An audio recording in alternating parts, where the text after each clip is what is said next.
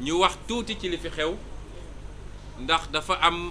ku bind ci benn journal ci français ne tout ça pour ça mooy lii lépp fii la mujje nga jàpp lu mat 200 personnes diggante barki démb ak démb nee nañu àtte nañu lu mat 127 personnes tey am na juróom yi ñuy àtte encore Ziguinchor ndax ay mineurs lañu moo tax ñu teqaleenu leen ak ñi nga xam ne majeur lañu te xam nañ fu muy mujje nga àtte lu mat 127 personnes 127 personnes yépp ñu yeewi leen ne leen dem leen ñibbi defu leen dara li ci gën a garaaw ci 127 personnes yooyu boo jëlee ñett yi nga xam ne waxoon naa ko fii ci conférence de presse ñoom lañ doon viser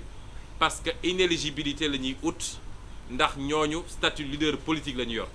muy moom mii Déthié Fall Guy Marius Sagna ak Ahmed Aïdara Barthélémy Dias keroog bu tegoon tànkam buntu këram wax naa ko fi ñu jàpp ko moom kon fi mu ne nii def nañ ko sursis moom it waaye boo génnee ñett ñooñu 124 yi ci des ñoom ñëpp relaxé wuñu leen de relaxé mooy nee nañu def nañu waaye li ñu def ça n'admet pas une qualification pénale mooy jàpp ñu lu ñu mën a toppee nit la ba di ko jàpp juge bi waxul lool de juge bi dafa ne defuñu dara amul lu ñu leen mën a tiiñal les faits n'existent pas nga jàpp ci 124 personnes Macky Sall jàpp 124 personnes téye leen 11 jours ci ay caaxaan après ñu ñëw ne defuñu dara c'est-à-dire ku ñëw kër Ousmane Sonko fanaan fa di garde du corps xëy dem boutique ba di jëndi ñu jàpp ko dugal ci fourgonnette à 9h ci manifestation boo xam ne nee nañu 16h la waroon am juge bi ne lii mënuma cee sax fait amul fait ba maanaam dam siy jàpp nit ci régime boobu la ñu nekk tey xam naa ni gàcce gu rëy war nañ ko am bu dee dese na leen rusukaay loolu lu garaaw la lu garaaw la ñu jël nag ñi nga xam ne leader politique lañu te ñenn ñi jiite ay liste ñu ne ñooñu la ñuy coller ay sursis pour ëllëg ñu mën a invoquer inéligibilité bu condamnation bi définitive yàlla def na sax mënu cee am ndax bi ko avocat yi xoolee cadre bi dugg ci te invoqué wu ñu article 34 kon ñi ñu jàppoon ñépp nag militant lambda sympathisant ak ki deful dara yoonam newu ci ndax ñoom ñibbi loxoy neen la ñu bañoon am na ñoo xam dañoo liggéey woon ñibbi wàcc di ñibbi ñu jàpp leen dugal ci fourgonnette bi ñooñu ak militants yi génnoon di manifester ak sympathisants yi parce que duñ koy mel rek ci leader yi ñoom ñëpp ñu ngi leen di masaw di leen jaajëfal waaye di saluer surtout seen courage parce que wane nañ ko ba ci devant le juge ñun ñu ngi woon foofu fa la ñuy yendu diggante Guédiawaye ak Dakar mais on était fiers des militants que nous avons très fiers même Macky Sall bu yaakaar ni mën na xoqatal sénégalais ndax na boppam le peuple sénégalais est un peuple très digne du police du gendarmerie du juge moo leen di xoqatal ñu leen di féliciter di leen encourager ndax boo toogee dégg ku ñu téye jàpp ko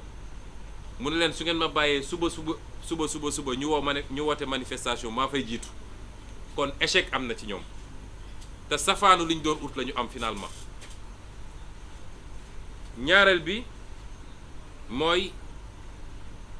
avocat yi wax nañ ko gis nañ seen taxawaay rafet na mat na te mbir mi dafa mel ni avocat yi léegi dañ koo jëlal seen bopp ndax ñooy ñëw systématiquement constitué wu Yewwi Askan Wi joxu leen 50 francs am na ñoo xam ne ñoo dagg seen billet avion dem Ziguinchor plaider foofu daggaat seen billet ñëw te laajuñu ñu dërëm kon ñooñu ñu ngi leen di gërëm waaye di gërëm it réaction yi au niveau international ndax léegi tudd na réaction ci ay hommes politiques yoo xam ne français waaye man damay insister ci réaction yi nga xam ne fii Sénégal d'abord la amee ay intellectuels yoo xam ne kenn mënu leen askanale parti bi wala parti bëri te loolu bu amee rek mooy dëgg ngi feeñ parce que nit bu bokk ci parti mun nañ ne day farfarloo waaye koo xam ne kenn mënu koo askanale ci parti bi wala parti bëri nit bu xelam di màcc la muy xalaat di wax te kàddoom bariwul gaaw la àddu bu demee ba jël xalimaam bind xamal ni dëgg feeñ na. kon ñu ngi leen di gërëm mënuma leen lim ñoom ñëpp waaye yéen yëpp yéen a ngi lire journaux yi dafa mel ni soo seetee rek universitaires yi ay dizaines universitaires bind loo xam ne tey au niveau national et au niveau international Macky Sall bu ko desee woon tuuti lucidité fi mu toog war na xam ne mbir mi xëm na ba noppi te kenn mënul ne ñooñu man xaw ma leen Khalifa xamu leen jokkowuñu ak ñun biñ koy def parce que réew day am fu mu toll ku ci noppi rek da ngaa sot ke nga sotal nag mooy ki tooñ dootul affaire politique ndax dictature bii di dox bis buñ ko bàyyee ba mu egg bu paree ci leader politique yi ci askan wi la jëm du universitaire du avocat du notaire du journaliste kenn dootu fi wax foofu lañ jëm moo tax day am fu muy toll dootul xeexu politique dootul xeexu conquête du pouvoir xeexu sauvegarder li nga xam ne acquis démocratique la te loolu defe naa ñiy wax yëpp xam nañ ko waaye ñi réagir yëpp au niveau international gis nañ fi ay artistes man xaw ma leen lu dul xanaa ci seen musique laa leen xamee gis nañ fi ay universitaires gis nañ fi ay mais c'est extraordinaire au niveau africain laa wax ñu jël seen responsabilité daal di wax ci li xew Sénégal parce que nous sommes dans un monde ouvert ku foog ni mun nga manipuler nit ñi ñëpp dañuy suivre actualité di déglu di xool réseaux sociaux yi surtout nag ndax le meilleur indicateur de la vérité aujourd'hui c'est les réseaux sociaux lu kenn mënul jënd kon ñu ngi gërëm ñooñu ñëpp di wax nag ni dinaa waxaat tuuti ci samay xarit magistrat yi keroog avocat yi dañu wax lu am solo fi mu ne nii nous sommes à la croisée des chemins lu ne mun na xew ci réew mi lu ne mun na xew ci réew mi ndax kenn weddiwul ni Sénégal réew la boo xam ne mi ngi sous tension li ko firndeel mooy li ko firndeel mooy li xew ci fan yëpp te loolu it daf ñu war a delloo ci lenn waa dafa ne woon il va réduire l'opposition à sa plus simple expression opposition bu dox ba mun a créer une condition de tension dans un pays opposition boobu sori na sa plus simple expression c'est le pouvoir qui est réduit à sa plus simple expression tey c'est le pouvoir qui s'oppose loolu moo yéeme ci Sénégal c'est le pouvoir qui s'oppose à l'opposition aujourd'hui c'est l'opposition qui pose des actes pouvoir bi topp ci gannaaw te yaakaarul nag lu dul ci police ak gendarmerie ak magistrature moo tax ma ne am réew bu tollee foofu avocats yi rappelé nañ ko les juges keroog fële ca Guédiawaye rappelé leen ko fii ci Dakaaru ñun on n'a rien contre les magistrats te li ma yàgg wax gëm naa ni li ëpp ci ñoom c'est des magistrats dignes bi ma defee fii sama dernière sortie wax ci juges yi li ma waxoon yépp à 90% vérifié wu na lan laa waxoon dinañu renvoyer nañu les chefs de juridiction ñoo koy jël ñoo ko jël lañ cay jublu mooy des condamnations de principe pour les leaders politiques def nañ ko kon li ma waxoon yépp am na waaye bi ma ko waxee ba pare samay avocat dañ ma woo ne ma ah juge sàngam de xam nañ ko yàgg nañoo jëflanteeg moom te xam nañ ni ku jub la te xam nañ ni kenn du ko mën a influencer te ni nga waxee ci moom dafa mel ni méngoowul ak ñun lu ñu xam ci moom ma ne leen tey ñun dañoo nekk ci xeex te je suis désolé de le dire waaye suñu principal adversaire ci xeex bi ci jamono yi ñu toll du Macky Sall c'est la justice du Macky Sall c'est la justice ndax bu buggee annuler suñuy liste ci justice la koy jaare conseil constitutionnel moo annulé suñu liste ci lu dul dëgg ñëpp xam ko mu valider seen liste ci lu dul dëgg ñëpp xam ko kon justice boobu suñu adversaire politique la aujourd'hui bu buggee rendre inéligible benn opposant politique ci justice la koy jaare kaaw Khalifa Ababacar Sall ngi fi bu buggee sonnal opposition ci justice la koy jaare ci ay arrestation arbitraire kon justice boobu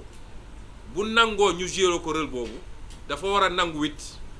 moom ak keneen ku mu doon nag wax ji dafay leer de fii dafa am Macky Sall di gouverner am ñun ñuy opposé wu ku mu neex nag nga ànd ak Macky Sall ñun amuñu ci problème mais na nga nangu ñu ne ci xeex bi ñuy xeex dañ lay dugal ci xeex bi donc li avocat yi wax justice bi li ñu leen wax juge yi mooy ñoom ñoo war a àtte fi mu toll nii ñoom ñoo war a doon les garants de la démocratie te tant que ñi ngi jël décision yi nga xam ne dëppoo nag li nga xam ne mooy yoon parce que fii ñëpp fi jàng nag ñëpp fi jàng te kenn demul ci justice ay loxo neen kuy dem ci justice da ngay dem ak ay avocat ay professeur université jàpp ci ñoom ñëpp même droit bi la ñu jàng te ñun ñii ñu ci ëpp ci ñun fac droit la ñu génne kon suñu liiree texte de loi mun nañu xam li mu wax juge bu fi attewul lu dul yoon ñëpp xam nañ ko à commencer par yow mi ko atte xam nga ni li nga atte du yoon mais tant que juge yi ñi ngi doxal yoon di atte yoon defe naa réew mi apaisement dina fi am loolu mooy seen rôle bu ñu tooñee nañ ñu teg tort bu ñu tooñee nañ ñu teg tort appliquer ñu la loi de manière claire et précise coow du am waaye bu loolu amul buñ ñu tooñ te yàlla xam na ni tooñ nañ ñu tooñaat ñu te ñoom xam nañ ko magistrat boo ci wéetal mu ne la li xew fii du yoon li xew démb ak barki démb du yoon waaye tane na par rapport ak lañ daan def moo tax coow li bëriwul ndax sursis bi ñu teg Déthié ku ñu jàpp fii sa buntu siège ci manifestation bu war a am à 4 kilomètres d'ici jàpp ñu la ngay manifester jàpp ñu la nga woote jàpp ñu la nga ñu jàpp la ci condition yooyu kidnappé la yóbbu la ba pare xotti sa orma député moo tax wax naa ko il faut porter plainte contre le procureur xotti sa orma député ba pare ñëw ne la ab sursis dañ la jox loolu du yoon waaye ku jàpp 127 personnes bàyyi 127 personnes les 124 nga ne amul sax lu ñu leen mën a teg ci ay faits ñun dañu naan justice mi ngi commencé jege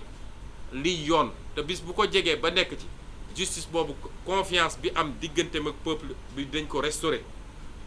parce que ñoom ils doivent être au-dessus de la mêlée li tax nag duma sori ci loolu mooy xam naa ni am nañu rendez-vous yu bari ci kanam ak justice boo leen waxee ci lu jëm ci lu rafet ñu ne danga leen di essayer jënd duñ ci sori waaye xam nañ ni rendez-vous yi ñuy xaar suñu diggante ak justice dina bëri parce que su dee ci la ñu mën a dëkk la ñu bëgg a dëkk dinañu jàpp ba sonn waaye dinañu bàyyi ba sonn xam nga 2011 Macky Sall bi ñu jàppee benn waayam defe naa mooy sous-alimenté boobu naan daf may assassiné bi ñu ko jàppee dafa ne woon na Ablaye Wade tabax ay prison yu bëri parce que ñoom ñëpp dinañ leen jàpp ñu delloo ko loolu na yokk li mu am ci budget na ko tabaxi ay prison waaye du weesu séjour une semaine wala 10 jours bu soobee yàlla kon wax nañu li tax ñu ne dañuy reporter manifestation bi li leen soxna Aïda Mbodj wax yépp ay raisons yu valable la parce que réew mi ñaar moo fi nekk léegi benn fànn bi dafa am Macky Sall nga xam ne wéet na tey làqatu ci gannaaw police-am ak gendarmerie parce que xam na ni askan wi won na ko gannaaw mu jàkkaarloog ñun opposition bi ñun yoruñu police yoruñu gendarmerie yoruñu gànnaay waaye lii suñu police di suñu gendarmerie di suñu gànnaay mooy askanu Sénégal le peuple sénégalais mooy suñu police mooy suñu gendarmerie mooy suñu justice mooy suñu gànnaay moo tax il faut ñuy dégloonteeg askan woowu man waxuma kenn ci Sénégal askan wi laay waxal parce que askan wi moo dem ba xam ni lii yeewi askan wi di leen wax lii mu leen di proposer mooy seen mucc donc man askan woowu laay waxal wootewu ma ndimbal fenn askan wi laay waxal askan woowu nag dañ ko war a dégg di ko déglu askan woowu dafa am lu mu waxtaan ak ñun ci fan yi soxna Aïda cité na ay secteurs yu bëri waaye ëpp na loolu mënuñu ko lim fii la ñu jot ñun ci ay message ay appel ay yóbbante ku fi toog rek ci ñun ay junni la moo tax ñu ne faaw ñu dégloonteeg askan woowu moo tax li mu wax yépp ci njàng mi ci aji màkka gi ci tabaski bi ci liggéey bi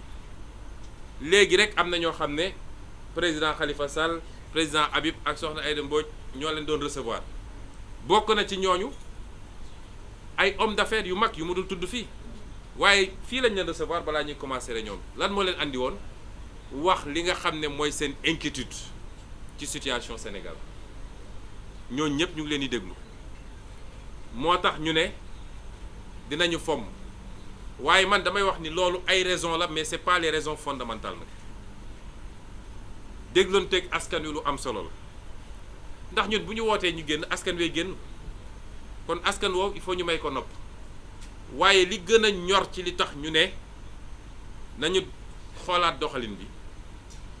mooy option stratégique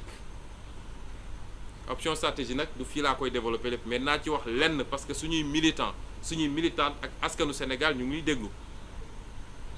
gis nga situation bi ñu dund li ñu ci mënoon am yépp am nañ ko ndax Macky Sall bi muy def lii muy def nii jàppul woon ni mun na jur lii mu jur ndax yàgg na fee éliminer ay candidature dara yëngatuwul 2019 daf fee éliminer ay candidature teg ko ci ay parrainage ak ay inéligibilité élection législative bi mu éliminer ay candidature élection locale bi du moins ñu ñëw dugg ci élection législative mu éliminer candidature ndax moom ni muy fonctionner mooy dinaa def li may def te dara du yëngu dégg naa 2021 février 2021 bi muy yëkkati complot mu ñàkk fayda boobu bi ko gars yi waxee daf leen ne dinañ def li ñuy def yëpp te dara du yëngu waaye bi làbbali safee daf leen ne tout est mystique dans cette affaire mystique bu jógee fan xam nga ñoom loolu la ñu gëm moo tax foog nañ ni lépp mystique la noonu la ko doxalee ci liste yi dafa gëmoon ni dina éliminer suñuy liste te dara du yëngu waaye defe naa tey jii la Macky Sall di gëj a éliminer liste ci Sénégal parce que élection législative ñun suñuy liste ma dalal xelu Sénégalais yi suñu liste yëpp ñu ngi en compétition am nañu liste nationale moom ay nit la ciblé mais am nañu une liste nationale mooy la liste des suppléants day dem élection am nañu liste départementale sur les 54 départements donc ñun suñu lépp a mat fi mu toll nii lay woon problème am mooy Ousmane Sonko warul dem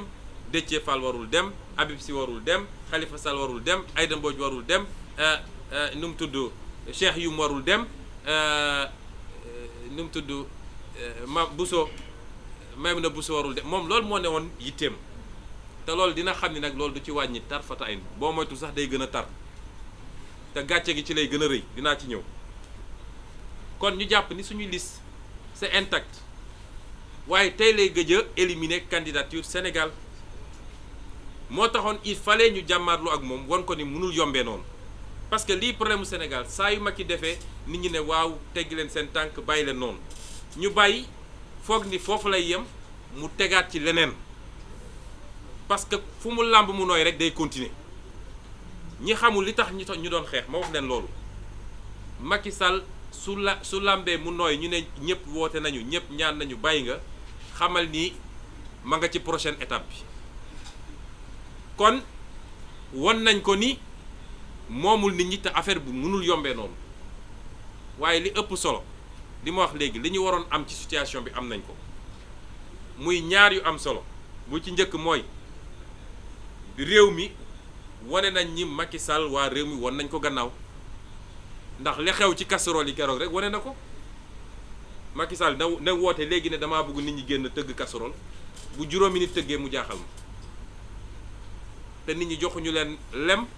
menacé wuñu leen loolu wane na ni Sénégal won nañu gannaaw Macky Sall ñaareel bi am solo ci njàngan mi mooy au niveau international ndax gis ngeen àdduna bi yépp ni mu traité situation Sénégal am na ñu dem ba tuddee ko tyran dictateur de la presse internationale am na ñu dem ba tuddee ko tyran ci koo xam ne jamono ji ma ngay ngalaju pour wane ni moom am na dimension internationale bu war a tax ëllëg ñu jox ko sax Nations Unies déconstruction boobu ak yi la bu rëy ci ñun parce que jusqu'à présent daf ñoo yàgg a féewale sur l'international. C'est des terroristes, c'est des gens qui respectent pas les institutions, c'est des rebelles. Dem jaay ko Union européenne, France jàppale ko ci mu dem jaay ko ñeneen ak ñeneen waaye tey àdduna bi yépp xam nañ li xew Sénégal kon ñun li ñu waroon tirer ci profit ci situation bi am nañ ko ba pare. Xam ngeen li ci des tirer nañ ko te permettre nañu ñu natt Macky Sall natt nañ ko de li muy woote ne am na lu ko permettre tey ku yëngatu mu écraser la amu ko bis bu askan bi taxawee lay xam ni amu ko li mu yor sax ci biir jàpp ni ñëpp ànd nañoo ak moom day nax boppam. dégg naa nag ñi mu àndal ñëpp ci politique ku nekk defar na la dossier ba téye ne leen ku yëngatu ma jaar ak yow fi ma war a jaar comme ñoom dañoo mën a randal di randal rek ku nekk téye na la ci ay dossier ne leen nag ñaar yi moo am ku yëngatu def scission sama biir ma jaar ak yow fi ma war a jaar waaye bu ngeen seetaanee ba opposition bi jàll it yéen ñëpp kaso ngeen jëm. moo tax léeg-léeg ngeen gis ay nit yoo xam ne kenn xamul kañ lañ leen gëjoon dégg ñu jekki-jekki génn nag di wax ay waxu daanu sare ngaa yi ñu naan génnal wax de mais li am solo mooy natt nañ ko ci dispositif de répression natt nañ ko ci fan la mën a yem ak appareil judiciaire bi ñu wax sénégalais yi nag ni fa ñu toll nii la ca des mooy am na laaj bu am solo boo xam ne ñun ñëpp dañ cee war a tontu ndax dañuy dem élection am déet. Macky Sall li muy def nii bokk na ci liñ ci mën a jàngat mooy bëggul élection am Sénégal waaye bëggul ñu ne li tax élection bi amul ci moom la jóge waaye du jóge ci ñun de le 31 juillet élection day am te bu soobee yàlla le 31 juillet Macky Sall perte assemblée nationale. Le 31 juillet élection dina am Sénégal incha allah te 31 juillet Macky Sall perte assemblée moo tax comme li ñu waroon am yépp am nañ ko dañuy dëgbal élection bi nañ koy dégluwalee nag mooy dañoo woo Sénégalais yi ñu sanctionner Macky Sall won ko ni du moom mooy tànn kan mooy candidat ku dul candidat. kan mooy dem élection ak kan moo dul dem élection il faut que Macky Sall sénégalais yi waxuma mu perte assemblée ci ay ñun ñu am ay 52% moom mu am ay déedéet il faut mu doon défaite bu spectaculaire te xam naa ni sénégalais yi toll nañ foofu. ñaareel bi mooy Sénégal est-ce que bëgg nañu coowal 3e mandat jeex Sénégal te bal du tàkk gaañu gaañu du ci am bakkan du ci rot. Est-ce que sénégalais bëgg nañ loolu parce que ñëpp a jaaxle tey ci lan mooy xew fii ak septembre 2024 moo wax sénégalais nag ni am ngeen occasion ñu dakkal loolu te bal du ci tàkk. Xam ngeen fu muy jaare mooy le 31 juillet ngeen génn voter massivement contre Macky Sall ndax bu ñàkkee assemblée nationale bi dootul wax ci Sénégal boo moytu sax dina takk ay bagaasam balaa mandat bi jeex dem. ñi leen di wax ni opposition bu jëlee assemblée nationale réew mi day bloqué ak nangam nang waxuñu dëgg. Barki Dembo Ndiaye France opposition bi jël na assemblée nationale. États-Unis à chaque élection de mi-mandat boo moytul opposition jël majorité bi au Sénat te blocage du am parce que ñun ay responsable lañu waaye dinañu saytu li ñu yoree réew mi yéen ñëpp xam ngeen ni càcc gi bëri na ci réew mi. randal bi bëri na jël nañu réew mi jaay ko tubaab yi jël nañu suñuy pétrole suñuy gaz ak lépp joxe ko suuf si ñu ngi koy dagg di ko jox étranger est-ce que bëgg ngeen loolu lépp dakk fi ma ngay jaar ci Macky Sall mu leer ko ni mandaam jeex na Sénégal te pour loolu am ñu ngi wax ak askan wi gis nga 31 juillet bu ñu génne woon liste yépp sax benn politicien amu si ñu jël ay nit yu ngeen xamul Yewwi Askan Wi présenté leen voté leen massivement pour Yewwi Askan Wi kon waxu 3e mandat dootu ci am te bal du tàkk manifestation du am gaañu gaañu du am bakkan du ci rot kon ku am kuddu waroo lakk te sénégalais yi am ngeen kuddu waay am ngeen kuddu bu leen kenn nax ci leneen ak élection jot ñu sàcc xaalis réew mi yëpp ñëw di leen ko jox naan leen votel leen am ngeen kuddu te 31 juillet la bu ngeen defee li ngeen war a def nee naa leen 2024 février 2024 à 20h Macky Sall takk nay bagaasam pare ñu abal ñu ak soxoram ak mën a fayoom ak mën a dóoraateem ak jaay réew mi est-ce que loolu bëgg ngeen ko ma ngay commencer le 31 juillet ci loolu la ñu woo Sénégalais yi moo tax ñu ne nag dinañu am lu koy natt liy natt loolu dañoo bëgg lii ñu wax ak sénégalais yi tontuñu est-ce que pare nañ pour loolu keroog Aïda Mbodj dafa wax fii ne li xewoon keroog ci concert bi concert casserole bi mu ne référendum la gis ngeen ni concertu préfecture yi am na préfecture yëpp dañoo dajaloo def benn concert te benn préfecture rek la interdiction am jaadu moom moo wax li ñu lu yoon wax muy bu Fatick ndax moom nee na menace de trouble à l'ordre public benn ñaareel bi mu ne amul suffisamment de policiers pour encadrer loolu la loi wax ñeneen ñëpp waxuñu loolu préfet Dakar nee na déglu leen bu wax li mu wax dafa am solo nee na risque réel de trouble à l'ordre public ak des mal intentionnés dañuy jóge ci biti ñëw infiltrer kon moom nangu na ni ñun du ñun ñooy les mal intentionnés du ñun ñooy malfaiteurs yi nee na ay nit yu jóge fële ñooy ñëw infiltrer ñu waaye nee na dafa am ñu préparé woon pour sàcc xaru tabaski yi jaaykatu xar yi loolu la préfet wax nee na gars yi dañu bëggoon profité ci manifestation bi ñoom xam nga loolu Macky Sall xelam war naa tey nit ñi amuñu njëgu xar liggéeyul jàppalewul Sénégal ba nit ñi amuñu xar mu ne léegi suñu manifesté woon gars yi dañuy profité sàcc xar bu ñu tabaski ji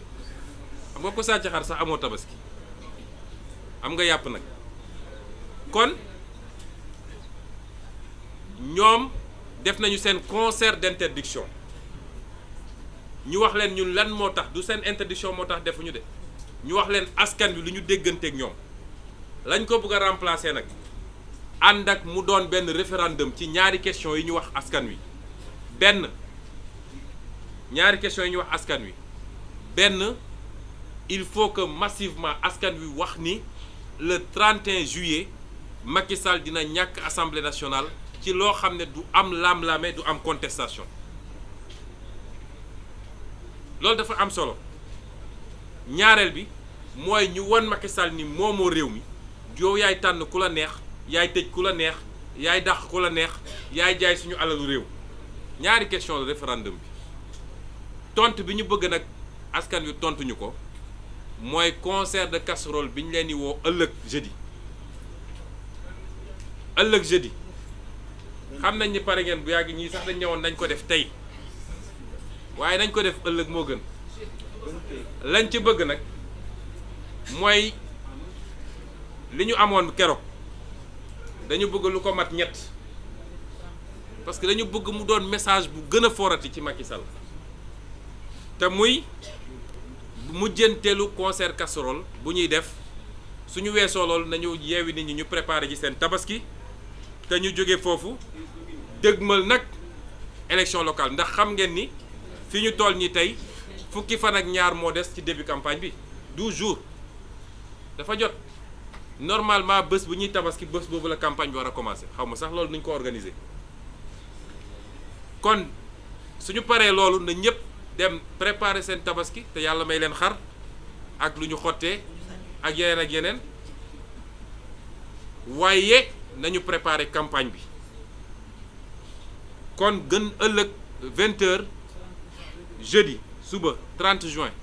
à 20h dañu bëgg ku nekk Nouakchott sax na nga dégg casserole yi ak cornet yi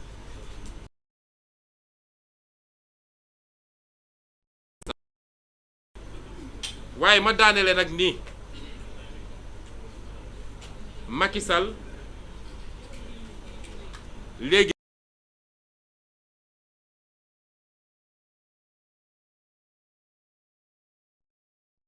na gaawe du Macky Sall moo ñuy tànnal xeex bi dina am de ma wax leen ko yéen ñëpp nag jeunes yi jigéen ñi mag ñi ndaw ñi xeex bi dina am waaye ñooy tànn kañ la xeex bi dina am de ñaanuñu mu am nag te bu sénégalais yi defee li ñu war a def le 31 juillet xeex dootu fi am waaye moom dafa bëgg ñu déclencher xeex bi tout de suite parce que nu ñuy gën a jegee 2024 mbir mi di gën a bon ci moom moo tax muy def provocation yépp bu dee nag def na lu war a déclencher xeex bi suba na ñëpp préparer ñu xeex ko parce que mbébétam yépp mooy nu muy def ba teg loxo ci leader yi nu muy def loxo fexe ba teg loxo ci leader yi am lu mu leen takkal pour préparer inéligibilité pour 2024 loolu rek mooy yitteem ay dossier rébellion fii ay dossier appel à insurrection commando spécial juróomi nit ñu ne ay cocktail molotov lañ doon def ñu ne ñoo waroon a taal réew mi tappale yooyu mu def ko ak procureur am boo xam ne safati boo xam man keroog bi ma duggee ci tribunal dama rus quoi di interroger yow sax li tax nga sol trait yi yow ngente nga doon dem ngente kan mooy dem ngente ak trait yi safati benn peeru safati boo xam ne kenn mus koo gis ñu ne kooku mooy procureur Sénégal waaye ñu ngi leen di xaar fii kon c'est pas parce que ñu ngi naan concert casserole que bàyyi nañu yeneen méthode de lutte bu nekk ak fi ñu koy utiliser waaye nañu dànk fanaanal rek parce que natt nañ ko xam nañ fu mu toll lii la ñu bëggoon wax ci lu gàtt di leen gërëm di leen sant waaye dinaa ko tënk ci nasaraan parce que presse internationale daf fee nekk